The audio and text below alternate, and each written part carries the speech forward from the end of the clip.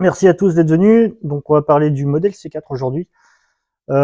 L'idée là, c'est qu'il va y avoir une série de présentations qui vont être faites plutôt sur les domaines architecture et software design. C'est un peu plus ce que je fais maintenant. Et donc, on va commencer par cette partie-là qui va parler de comment je modélise et je présente une architecture avec différents diagrammes. Donc, du coup, C4 modèles. Donc, évidemment, rien à voir avec les bombes, ce genre de choses. Maintenant que la blague est faite, euh, on va pouvoir attaquer le vif du sujet. Et donc, pourquoi est-ce qu'on documente une architecture? À quoi ça sert de s'amuser à faire des lignes, des boîtes euh, et pourquoi perdre son temps avec ça? Donc, premier truc, déjà, ça permet de communiquer avec les stakeholders, donc avec les gens qui sont pas forcément techniques sur un projet, mais qui vont prendre les décisions. Ça va permettre en termes techniques, quand on discute avec d'autres architectes de la boîte ou les personnes qui gèrent l'infra, etc., de justifier les décisions qu'on a. C'est parce que j'ai mon infra, c'est parce que mon architecture est comme ça que j'ai ces besoins-là, par exemple. Ça permet aussi de faire du transfert de connaissances et aussi de partager la connaissance et de faire l'onboarding de nouvelles personnes. Donc on a pas mal de monde qui, qui rejoignent, qui quittent nos projets. Quand on a un beau schéma d'architecture à leur présenter ou comment fonctionne notre application, ça va beaucoup plus vite pour onboarder les gens. Pour faire de l'analyse aussi, donc c'est super important d'avoir des bons diagrammes pour comprendre comment l'application fonctionne quand on essaie de comprendre où se trouve un problème ou bien pourquoi mes performances ne tiennent pas à tel endroit, etc. Et enfin aussi pour éviter le bus factor, comme on dit. Donc c'est l'idée que à tout moment quelqu'un sort des bureaux, se prend un bus, il est plus là, et du coup, s'il avait la connaissance, on l'a plus. Du coup, le fait de l'avoir dans la documentation, c'est une bonne chose pour le projet du moins, non pour la personne qui a pris le bus.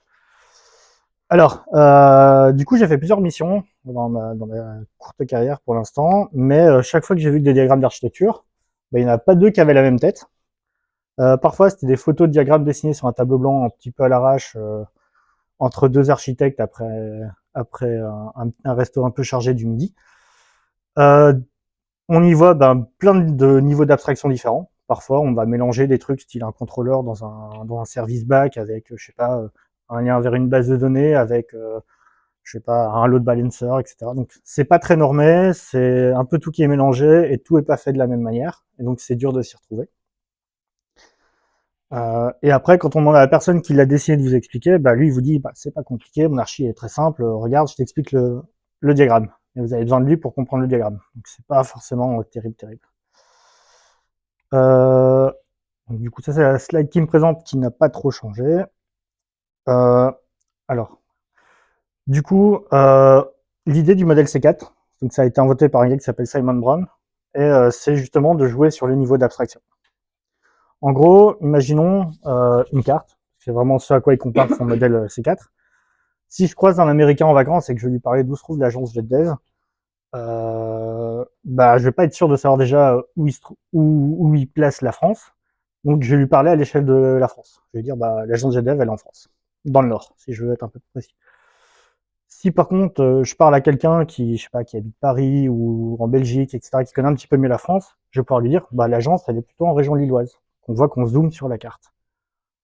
On va un peu plus loin. Quelqu'un qui habite sur l'île, je veux dire, l'agence est à Villeneuve d'Ascq. Quelqu'un qui connaît bien Villeneuve d'Ascq, qui travaille par exemple à la Haute-Borne, je veux dire, on est à telle rue, l'allée des Écuries. Donc on voit que le niveau, selon le public avec qui je parle, ou l'information que je veux donner, je vais utiliser un niveau d'abstraction complètement différent. Le modèle C4, c'est tout à fait pareil. En gros, on va avoir des diagrammes qui sont sur la 4 niveaux, d'où le nom C4, que sont contexte, container, component et code.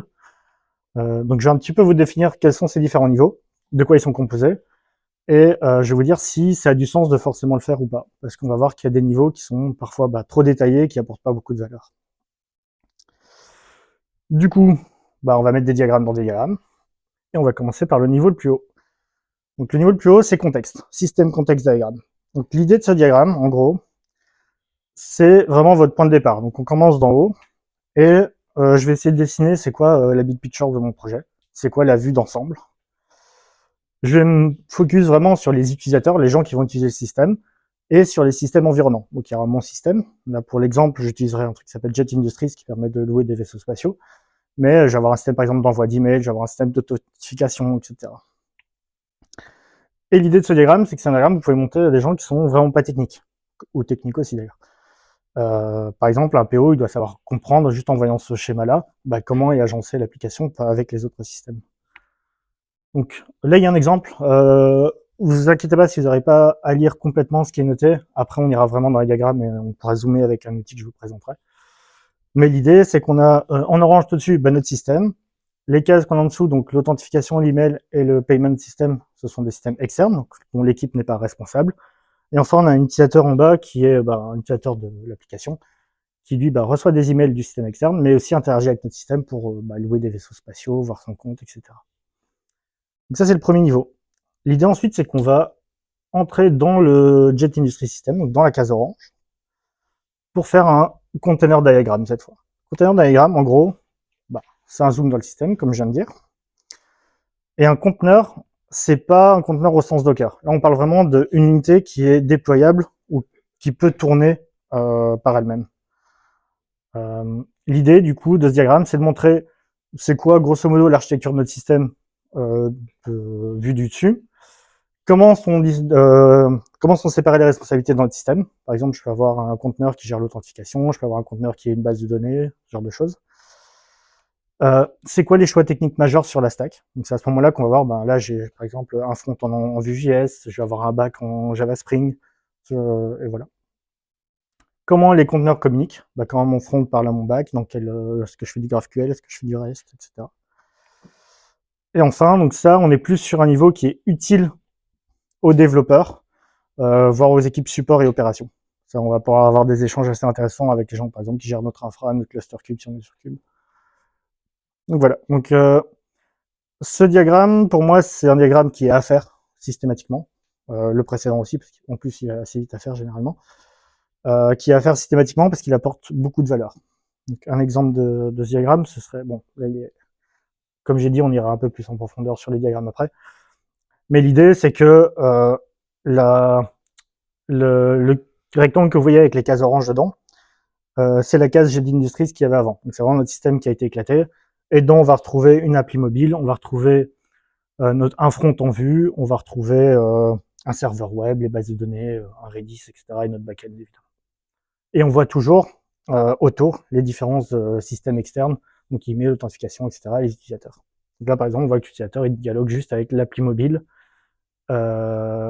l'application front et le serveur web pour qu'il lui donne l'application front, évidemment. Donc voilà. Là, on va zoomer encore plus loin et du coup, on va aller voir le component diagram du backend. Et là, hop, je dois switcher sur un autre écran. Tac, tac, tac. Hop.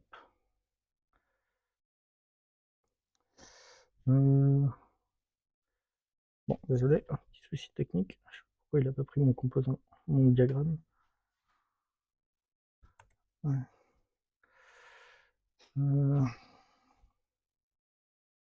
Ah, ok. Tac, tac, tac. Voilà. Voilà. Donc là, on a un diagramme de components, en gros de mon backend. Donc là, ce qu'on y retrouve, c'est, on va retrouver mes containers externes, donc par exemple la single page application, mon front en vue, l'application mobile, base de données, Redis, tout ça autour. Mais là maintenant, au lieu d'avoir juste une case pour mon backend, on va retrouver vraiment les différents contrôleurs, les différents beans qu'il peut y avoir dans mon application, vu que c'est du Spring, donc genre un security component, ce genre de choses. Et comment ces différents composants dialoguent entre eux.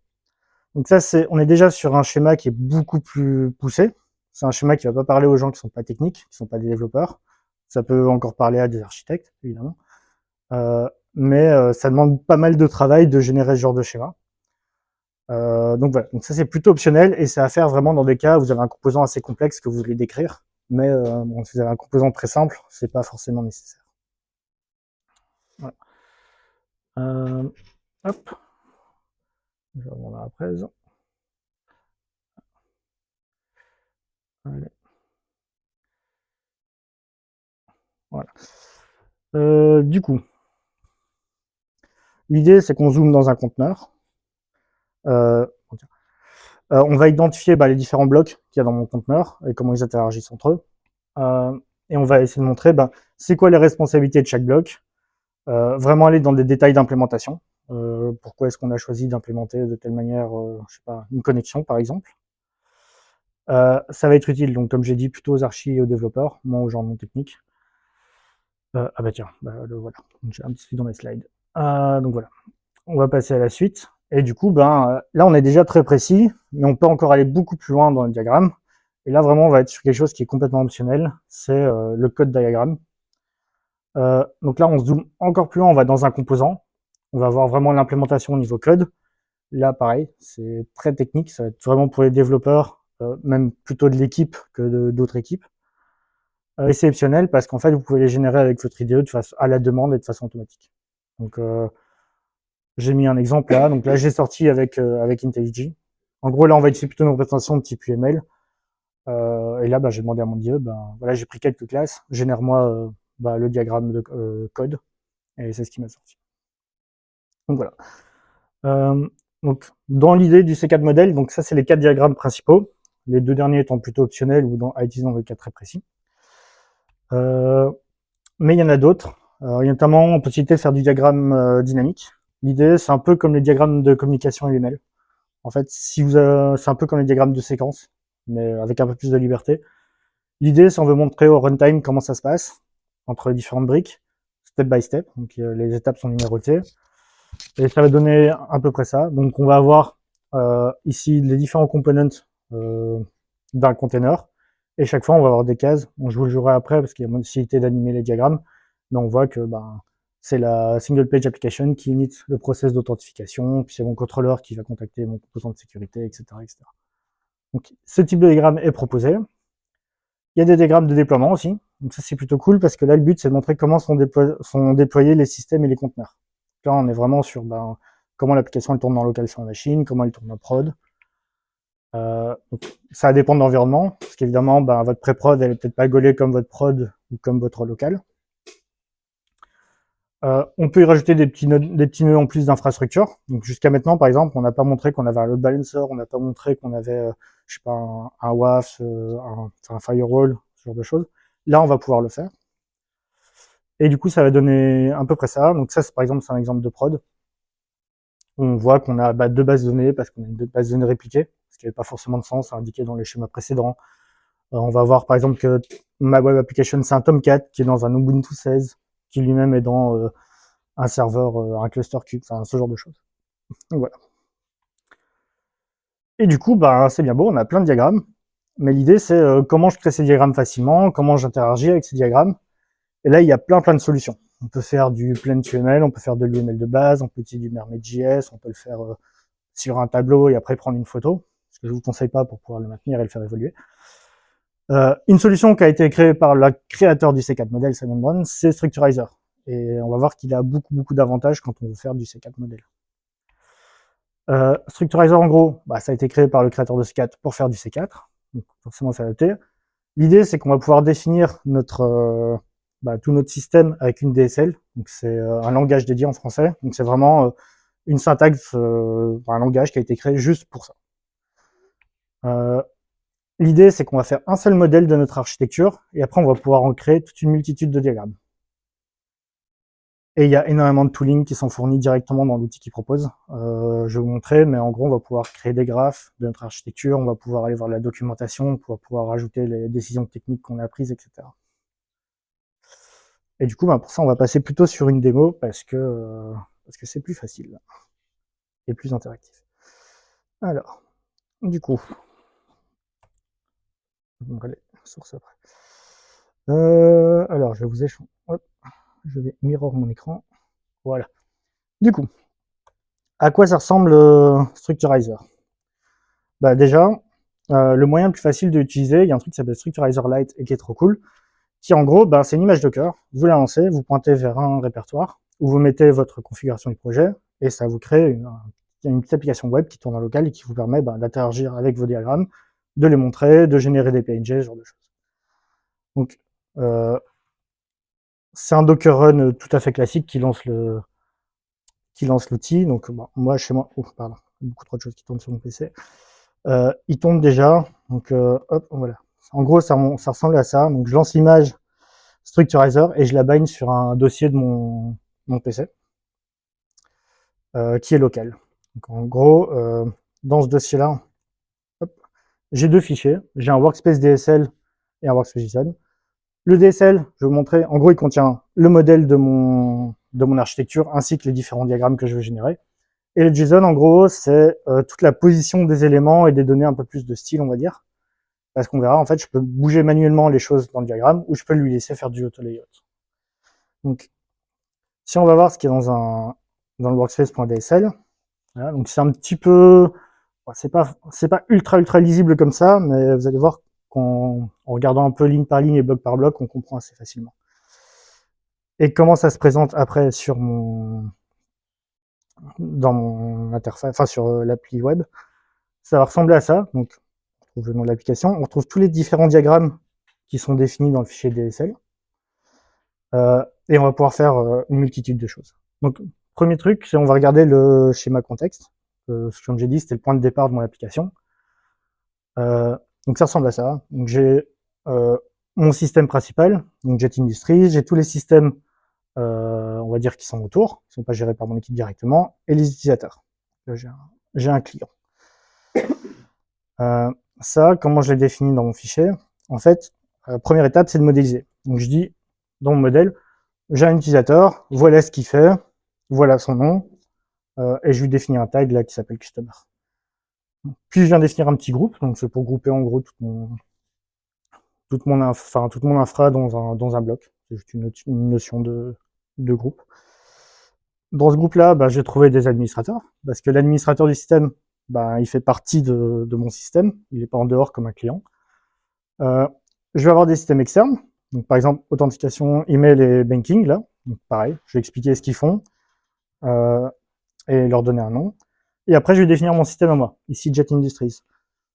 Je vais dire grosso modo ce qu'il fait. Dedans, je vais venir définir des containers. Chaque container, je vais leur dire ce qu'ils font. Je vais aussi venir définir les technos. Donc là, on peut voir tout à droite sur l'écran, ici, qu'on fait du Vue, que l'appli mobile, c'est du Flutter, que mon serveur web, c'est du Nginx, etc. Donc c'est là que je définis tout ça. Et après, je peux venir définir dans un container les différents composants. Donc là, j'ai dit que dans mon backend, j'ai un contrôleur pour le sign-in, j'ai un contrôleur pour changer son mot de passe, j'ai un contrôleur pour gérer les vaisseaux spatiaux, les emails, etc. Et enfin, j'ai une DB et un cache, et j'explique que le cache, c'est pour les sessions utilisateurs, la DB, c'est pour tous les objets métiers de mon application.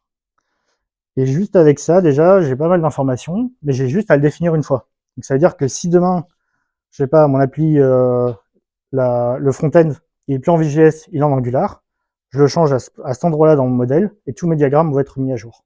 Donc ça, c'est vachement bien, parce que quand on fait des diagrammes sur Draw.io, et qu'on a 3-4 qui décrivent à peu près les mêmes objets, et qu'on en met à jour un, ça va pas forcément mettre à jour les autres. Là, on permet de résoudre des problèmes d'incohérence entre plusieurs diagrammes.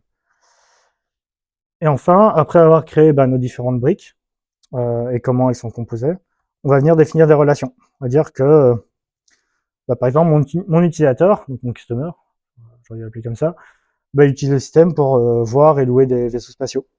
Que mon système, il appelle le système d'email pour envoyer des emails. Que mon back, il contacte la base de données pour stocker des entités, ce genre de choses. Donc là, on va définir vraiment toutes les relations qu'il peut y avoir entre mes systèmes, les utilisateurs, entre les conteneurs entre eux, entre les composants, enfin, c'est ici qu'on va tout définir, et faire porter toute la valeur d'un point de vue techno. Donc, par exemple, dire que entre mon back et Redis, je parle en RESP. Entre ma base de données et mon back, c'est du SQL et du TCP. Voilà. Donc on voit là, en gros, en 72 lignes, j'ai défini quand même un système assez complexe, avec pas mal de briques, assez rapidement. Enfin, là, je l'ai fait ce matin, ça va assez vite à faire. Et si on s'arrête là et qu'on veut pas de diagramme de déploiement, le modèle, il est complet ici. On peut toujours l'enrichir, mais on a déjà un modèle assez costaud. Par contre, si on veut aller plus loin, moi, j'ai voulu définir comment mon application était lancée sur ma machine et comment l'application était lancée en prod. Donc là, je vais me définir un environnement de développement. Et en gros, je crée des boîtes. Et dans ces boîtes, je mets des boîtes. Et dans ces boîtes, je peux aussi mettre des boîtes. Et du coup, je viens mettre mes conteneurs dans ces fameuses boîtes qui sont tout en bas. Et c'est comme ça que je viens créer mon schéma de déploiement. Donc là, par exemple, je dis que Dans mon environnement de développement, je crée un nœud qui est le PC de mon développeur. Dans ce PC-là, j'ai un autre nœud qui est le navigateur. Et dans ce navigateur, bah, c'est mon front qui tourne. Dans un autre nœud, un peu plus haut, bah, j'ai un conteneur Docker dans lequel j'ai mon Nginx qui tourne et qui me sert mon front. Je peux avoir un autre nœud qui fait tourner la base de données parce que j'ai lancé un Docker en local. Donc, en gros, on définit comment mon application est setup en environnement de développement et en live ici. Donc c'est le même fonctionnement, en gros, c'est purement hiérarchique et je vais mettre mes différents composants et systèmes, pas composants, mes différents conteneurs et systèmes dans des boîtes. Et je peux rajouter aussi, si je veux, des relations juste pour la partie déploiement. Parce que forcément, ben, ça n'a pas de sens de parler de load balancing ou de réplication de base de données d'un point de vue d'architecture fonctionnelle. Voilà, donc là, j'ai fini mon modèle, ce qui est normalement la plus grosse partie quand on veut établir un modèle, un C4 modèle sur son architecture. Après, c'est juste venir définir des vues. Et là, ça va très vite, pour peu que le modèle soit plutôt bien fait. Par exemple, pour définir mon diagramme de contexte, donc celui qui est tout en haut, bah c'est juste, allez, il y a 5 lignes de code, mais vu que je voulais faire une animation un peu sympa, j'ai mis un bloc animation. Grosso modo, je lui dis quoi? Je dis, bah tu vas me faire un schéma de type, un diagramme de type système contexte sur le système Jet Industries. Je lui mets un petit nom parce que c'est plus sympa. Je dis, tu prends tout. Dans tout ce que j'ai défini dans le modèle, tu prends tout. Tu me fais un layout automatique. Donc je ne dois même pas m'embêter à venir glisser les boîtes pour que ça soit joli et qu'il n'y ait rien qui se superpose. On peut faire de l'animation, donc en gros, je donne un ordre dans lequel les briques vont apparaître quand j'anime mon diagramme. C'est plus simple quand on l'explique à quelqu'un. Je vous ferai la démo avec le diagramme dynamique après. Petite description pour comprendre de quoi on parle. Et enfin, ça, on a des petites properties qu'on peut ajouter pour dire tu me caches les groupes, ou alors tu mets une boîte autour des groupes pour dire c'est un groupe. Voilà. Donc on peut rendre visible ou cacher des trucs. Et ça, ben, c'est ce qui va me donner le schéma qui est là. Et donc, bah, j'ai pas à venir redéfinir des properties là-dessus. Voilà, tout simplement. La fameuse animation, ça va ressembler à ça. Donc en gros, quand j'explique à quelqu'un, bah, je peux juste venir lui dire, bah attends, regarde, je t'explique. Et si le diagramme est un peu complexe, donc celui-là est simple malheureusement, mais on peut faire découvrir pas à pas le diagramme à quelqu'un, c'est plus facile pour l'expliquer. Si je veux aller plus bas, bah, je vais faire un diagramme de conteneur. Bah, le diagramme de conteneur, c'est tout pareil en fait. Je dis, c'est un diagramme petit conteneur. Le système qu'on va éclater, c'est Jet Industries. Tu m'inclus tous les conteneurs qu'il y a dedans.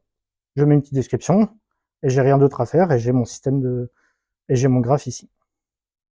Donc je peux voir que dans mon système, j'ai une application web, j'ai un mobile, j'ai un front, j'ai une API, etc.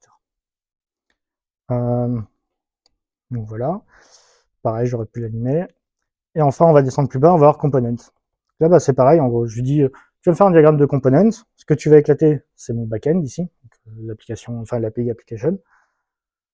L'auto-layout, pour qu'il le fasse de gauche à droite, ça rentre très bien dans ma slide, mais si je retire ça et que je sauvegarde, il va peut-être me le passer de bas en haut. Hop, voilà. Donc là, il est de bas en haut. Donc, tout simplement, c'est instant, ça fait plaisir. Ce qui est cool avec le component diagramme, c'est que parfois, je peux avoir un problème, je sais pas, mon security component, je vois qu'il pose problème dans mon application et je veux voir avec quoi il interagit. On peut faire des trucs un peu sympas, du style sortir un graphe de dépendance et je peux dire, ok, mon security context, component, il est là, il interagit avec ce truc-là, il interagit avec ça, je peux remonter, je peux cliquer pour isoler les composants qui sont reliés. C'est très thérapeutique parce que quand on bouge en 120 fps, c'est agréable à voir. Mais voilà. Pas plus que ça. Du coup, je vais retourner sur mes diagrammes. On peut faire d'autres choses aussi. Hein. Je peux activer je peux désactiver l'auto-layout et faire moi-même mon layout. Donc, je pourrais bouger des caisses, je sais plus où est l'option, mais je pourrais bouger des caisses, des boîtes, des lignes pour agencer comme je veux. Et après, lui, il le sauvegarde dans le fichier .json. Donc, j'ai toujours le même résultat. On peut isoler seulement les composants qu'on veut voir. Enfin, il y a pas mal d'options. Thème dark, évidemment. Mais voilà. Donc ça, c'est mon diagramme de component. Je n'ai pas fait le code, parce que comme j'ai dit, votre IDE, il vous le sort très bien en deux clics. Et de toute façon, ça bouge tellement qu'il faut vraiment l'automatiser dans votre CI ou autre pour avoir toujours un truc à jour. Alors que ça, c'est plus facile à maintenir, mais ça, c'est automatisable aussi. Parce qu'il faut juste générer du code dans le fichier DSL. Après, par exemple, là, j'ai envie de modéliser plutôt un truc qui se passe au runtime. J'ai fait une super feature qui permet aux utilisateurs de s'identifier, et j'aimerais pouvoir présenter à l'équipe de sécurité comment je l'ai fait pour qu'ils valident que c'est bon. Bah, du coup, je définis un diagramme dynamique. Alors, diagramme dynamique, c'est un peu différent, mais en gros, je lui dis, je vais faire un diagramme dynamique sur telle brique de mon archi. Je mets une description pour expliquer ce que ça fait grosso modo. Et après, juste à dire, ben, on va faire une relation qui va, genre, de mon front à mon contrôleur dans mon back, et qui fait ça. Et puis, je vais faire une relation qui va de là à là, qui fait ça. Et ça vous génère automatiquement un diagramme comme ça, donc qui reprend avec des flèches numérotées le process que vous voulez décrire, et ça vous fait automatiquement l'animation. Donc là, si je vais expliquer à l'équipe de sécurité comment je vais coder, bah, je démarre Structurizer, je dis, bah écoute, ça commence dans mon front web, ça arrive sur mon contrôleur dans le back, le contrôleur appelle mon bin d'authentification, qui va voir en base s'il y a un user avec le bon username, ça lui retourne le user, on vérifie le hash du password s'il est bon, si c'est bon, ben on renvoie OK. Voilà, c'est très simple et basique et il ne faut pas que ça fonctionne comme ça normalement, sinon c'est pas très sécurisé. Mais ça vous donne un outil facile pour communiquer avec d'autres équipes, ou même dans le sein de dans votre équipe si vous voulez faire une code review, expliquer ce que vous venez de coder.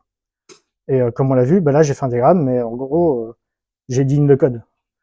Et elles sont pas très compliquées à sortir, et si vous venez de faire le dev, en plus, ça va super vite à écrire. Et enfin, les diagrammes de déploiement, je vais vous les montrer, mais c'est pas beaucoup plus de lignes, si on vire les animations, parce que je voulais mettre des animations à tout prix, mais c'est juste, tu me prends ce que j'ai défini dans le développement, tu prends ce que j'ai défini sur live, et tu me sors le diagramme. Et du coup, ben, on se retrouve avec un diagramme ici, en local, où j'ai tout qui tourne sur un Docker sur ma machine, une base de données qui tourne sur Docker aussi sur mon laptop de développeur, et pareil en prod, bah, j'ai les API qui sont déployées 8 fois sur un Ubuntu 16, j'ai ma DB qui est répliquée ici, etc. Donc j'ai un diagramme d'infra qui tient la route et j'ai pas dû m'embêter à remodéliser la totale à Chantal. Euh, donc voilà. On peut aller un peu plus loin aussi normalement dans l'utilisation de Structurizer. Le Structurizer, si vous voulez, ça peut porter vraiment toute la documentation de l'archi de votre projet.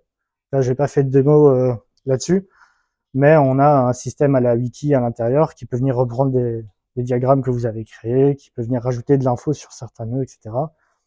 Et on peut aussi venir référencer une partie décision. Donc là, les décisions de record, ADR pour architecture decision record, ce sera le sujet du prochain BBL sur l'architecture que je vais faire. C'est en gros comment, dans toute la vie, cycle de vie d'un projet, je vais garder une trace de toutes les décisions techniques qui ont été prises. Euh, et bah, comment faire pour que quand quelqu'un me dit eh, pourquoi vous n'avez pas fait ça, bah, je peux juste lui donner le document et dire bah écoute, regarde le document, ça explique le pourquoi, tu peux venir le changer, enfin il y a tout un process. Mais on peut venir les stocker là-dedans directement et du coup avoir des infos, bah, enfin tout centralisé. Euh, voilà, je pense que c'est à peu près tout. Pour vous faire un petit retour d'expérience, en gros là moi je viens de commencer une nouvelle mission. On avait déjà une architecture qui avait été décidée, mise en place, etc., mais qui n'était absolument pas documentée et qui était fort over-engineer, on va dire. Donc, le projet avait encore aucune ressource codée dans le bac, mais il y avait déjà un découpage en microservices, etc. Donc, le premier truc que j'ai fait, c'est j'ai commencé à faire les 2 premiers schémas, contexte plus container. Et là, on se rend compte directement, parce que j'ai un truc pour aller discuter avec les gens et leur dire, bah regarde, là ton système il fait rien, mais il y a déjà beaucoup de briques dedans. On regarde, on pourrait mettre ça ensemble, on voit directement les différentes interactions qu'il peut y avoir, et on se rend compte de ce qui est peut-être superflu ou peut-être ce qui serait nécessaire. Donc moi, ça m'a permis de rentrer vite dans le projet, de comprendre, parce qu'on est obligé d'aller voir c'est quoi les interactions entre toutes les briques. Demain, il y a une nouvelle personne qui arrive sur le projet, bah, elle va pas galérer comme moi. Je peux lui donner directement allez, le lien du structurizer, il va voir les diagrammes, il comprend par lui-même assez facilement, il peut poser des questions qui seront un peu plus pertinentes peut-être que s'il l'avait pas. Et autre intérêt que je trouve très bien à Structurizer, c'est que c'est du code, au final, le fichier DSL, je vais le rafficher. C'est du code, et du coup, ça peut vivre dans votre repo. Nous, on fait du monorepo pour l'instant. Donc, dans mon monorepo, j'ai un dossier doc. Dans ce dossier doc, il y a mon fichier workspace.dsl. Quelqu'un rajoute une brique au système. Quelqu'un vient rajouter une feature un peu complète et veut faire un diagramme dynamique pour expliquer comment ça fonctionne. Ben, il le met dans sa PR. Ça permet de mieux comprendre la PR. Et une fois mergé, ça permet de mieux comprendre comment le code fonctionne. Donc, ça permet d'être tenu à jour et de suivre votre code. Donc voilà, c'était, je pense, tout pour moi sur le modèle C4. Euh, ça. Donc, je vous ai mis des sources. Le site officiel C4Model, vous allez retrouver des choses très similaires à ce que j'ai fait dans la presse. Je me suis très largement inspiré du site. Le site de Structurizer, qui explique comment faire du Structurizer, c'est quoi la syntaxe d'ADSL, comment le tourner en local.